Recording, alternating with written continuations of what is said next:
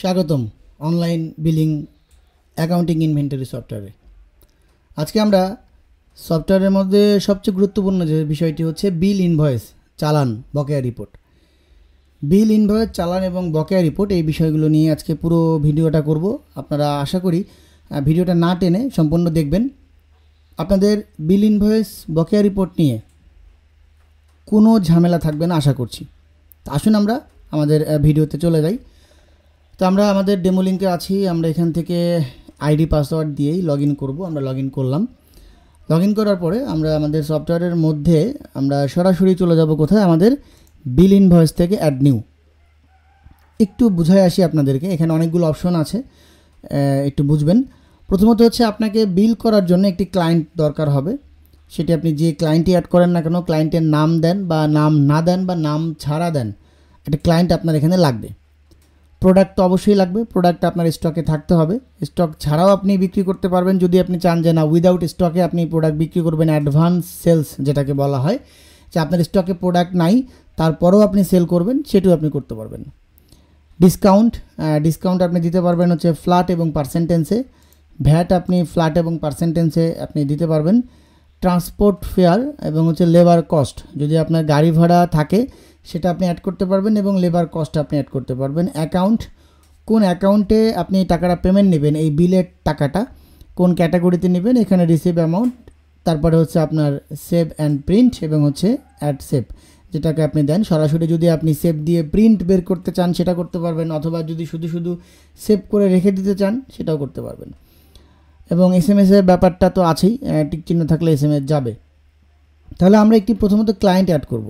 তো client add করতে গেলে আমরা এখানে প্লাসে ক্লিক করে ক্লায়েন্ট অ্যাড করতে পারবো, অথবা সরাসরি আমরা এখান থেকে মেনু থেকে ক্লায়েন্ট থেকে অ্যাড নিউ ক্লায়েন্টে যাবার পরও আমরা অ্যাড করতে পারবো। তাহলে আমরা এত দূরে না গিয়ে আমরা সরাসরি প্লাস থেকে কী করবো, একটি ক্লায়েন্ট অ্যাড করে নিব। আমি ধরে নিচ্ছি শরীফ নামে একটি ক্লায়েন্ট। আমি এখানে 00 দিয়ে দিচ্ছি। ফোন নাম্বার, অবশ্যই ফোন নাম্বারে 88 দেবার দরকার নেই। আপনি যদি বাংলাদেশি হন তাহলে শুধু 017 এইভাবেই আপনি দিয়ে দিবেন। প্রিভিয়াস ডিউ যদি থাকে ক্লায়েন্টের তাহলে দিবেন, আদারওয়াইজ এখানে 0 দিবেন।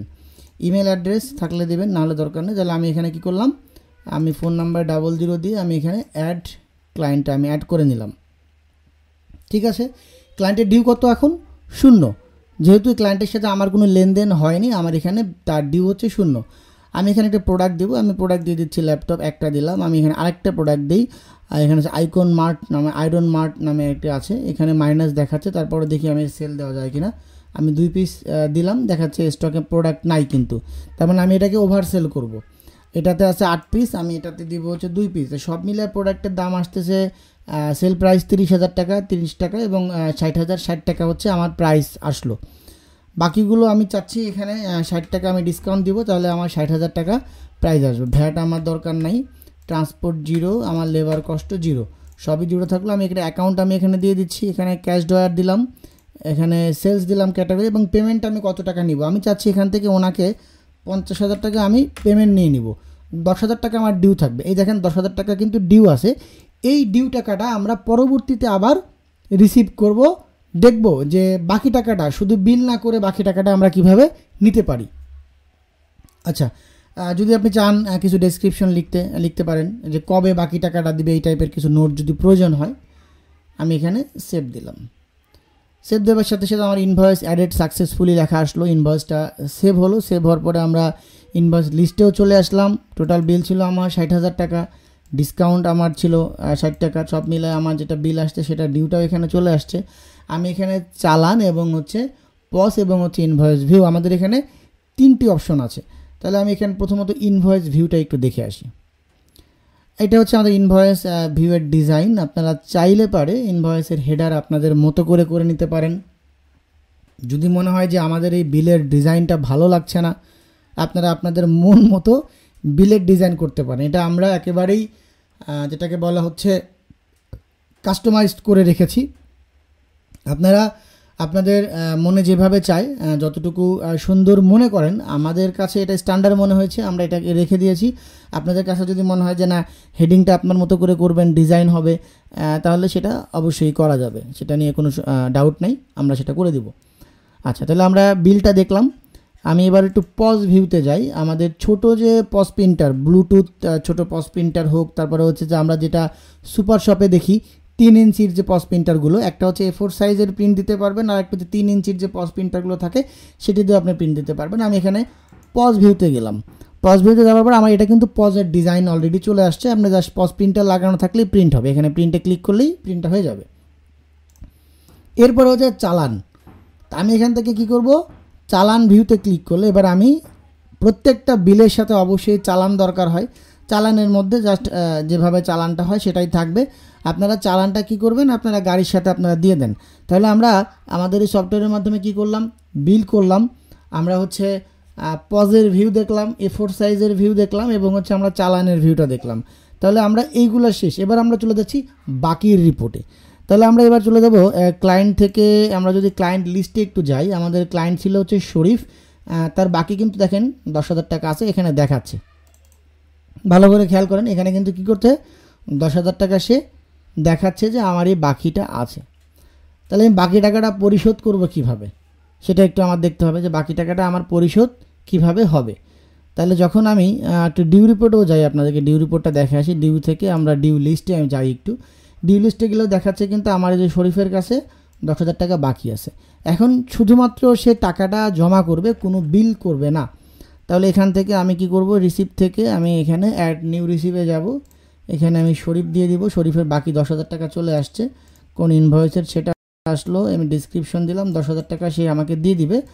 চাচ্ছে যে না ভাই আমি আজকে 8,000 টাকা দিব, আমি পুরো 10,000 টাকা দিব না, সেটাও হবে, কোনো সমস্যা নেই। আপনি SMS টিক চিহ্ন দেওয়া থাকলে SMS তার মোবাইলে যাবে। অ্যাড নিউ রিসিপে ক্লিক করলাম, আমার এখানে দেখাচ্ছে অ্যাকাউন্ট দেয়া নাই। দেখেন, আপনি যদি কোনো একটি অপশন মিস করেন, যে আপনি এটা মিস করে গেছেন, সেখানে কিন্তু লাল কালি আসবে। আমি আবার দেখাই, ক্লিক করলাম, এখানে কি লেখা আসলে যে আপনি এটা রিকোয়ার্ড, আপনি অ্যাকাউন্টটি দেননি। তাহলে এখানে যে অ্যাকাউন্টটা দেন না, এখান থেকে আপনি অ্যাকাউন্টটা দিয়ে নেন, এবার সেভ দেন। দেখেন ও সুন্দর মতো সেভ হয়ে গেছে। তাহলে আমাদের এটা সেভ হলো 8,000 টাকা। আমি এবার চাইলে ওনাকে মানি রিসিপ্টও দিতে পারি এখান থেকে ক্লিক করে। এবার আমি একটু কাস্টমার লিস্টে যাই, দেখেন ওনারা 2,000 টাকা বাকি আছে। এখন কাস্টমার চাচ্ছে যে ভাই আমার তো এই যে স্টেটমেন্টটা, আমি যে প্রোডাক্ট কিনছি এবং 2,000 টাকা আপনাকে দিলাম, আমাকে একটা লেজার আপনি বের করে দেন, সেটা আপনি কিভাবে দিবেন? অবশ্যই লেজার বের করা যাবে। অ্যাকশন থেকে শুরু করে আমরা দেখেন ভিউ স্টেটমেন্ট নামে একটি অপশন আছে। ভিউ স্টেটমেন্টে আপনি যাবেন, যাবার পরে আপনি এখানে ক্লায়েন্টের নাম কি শরীফ চলে আসছে। এখানে দেখেন তার ফুল স্টেটমেন্ট এখানে আপনি পেয়ে যাচ্ছেন। তার বিল কত টাকা ছিল, প্রথমত কত টাকা দিল, পরে বাকি ছিল কত, পরে আবার 8,000 টাকা দিছে, এখন আবার 2,000 টাকা বাকি আছে।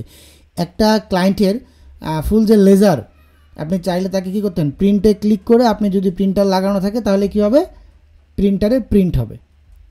তাহলে আমরা খুব সুন্দর মতো দেখতে পেলাম যে একটা বিল করার পরে বিলের চালান আমরা কিভাবে করব, ইনভয়েস আমরা কিভাবে করব, আমরা স্টেটমেন্ট কিভাবে বের করব, ডিউ রিপোর্ট কিভাবে আমরা বের করব, এবং ডিউয়ের টাকাটা আমরা কিভাবে নেব। তো সর্বোপরি আশা করি আমার এই ভিডিওর মাধ্যমে আপনাদের ব্যবসার হিসাব নিকাশগুলো খুব সহজ এবং স্বচ্ছ হবে। সে পর্যন্ত ভালো থাকবেন। আসসালামু আলাইকুম।